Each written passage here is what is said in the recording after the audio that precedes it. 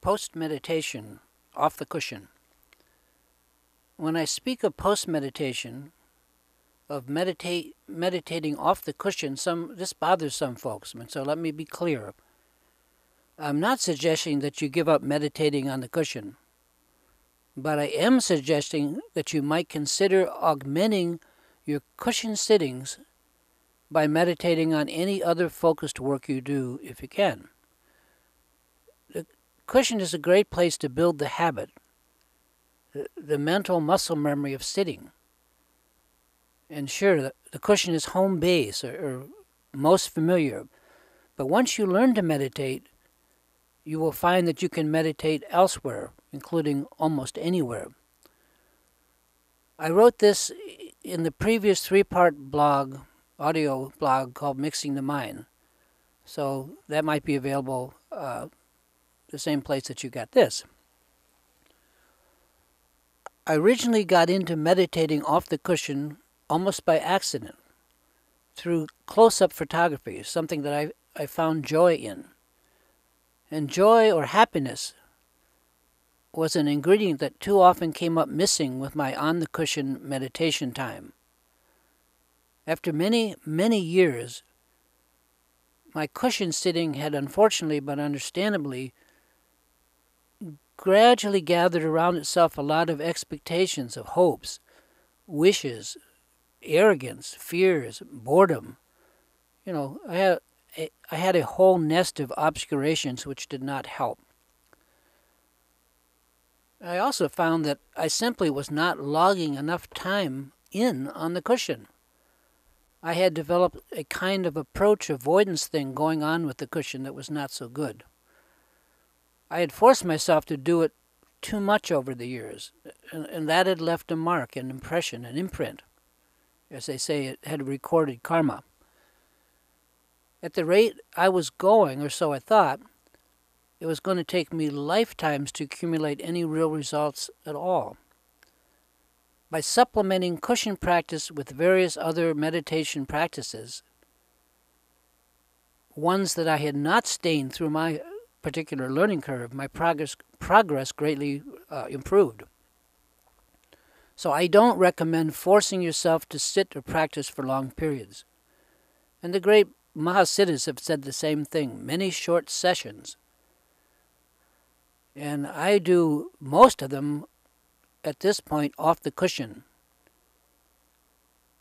And this does not mean that I time them like with a watch. If you're doing that, you're already probably in trouble.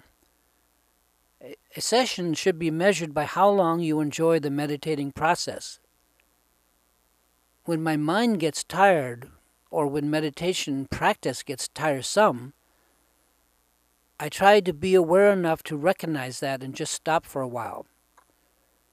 Pushing practice beyond enjoyment may be, at best, an interesting exploration, but I have seldom found that my meditation benefits from it.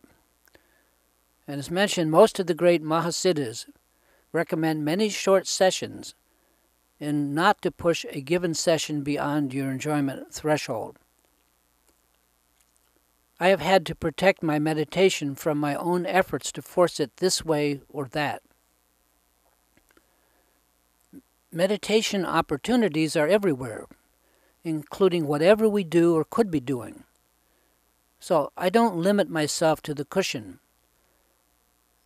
And I'm learning to add other activities where I have to exercise focus and concentration. Like even writing this blog. I have gradually added writing to the list of activities that I am able to use as an object of meditation, like this particular article. For too many years I tried to force myself to meditate, when in truth I didn't feel like it, and there was little to no joy involved. And looking back, this kind of forced practice only stained my meditation, and it did little good at all.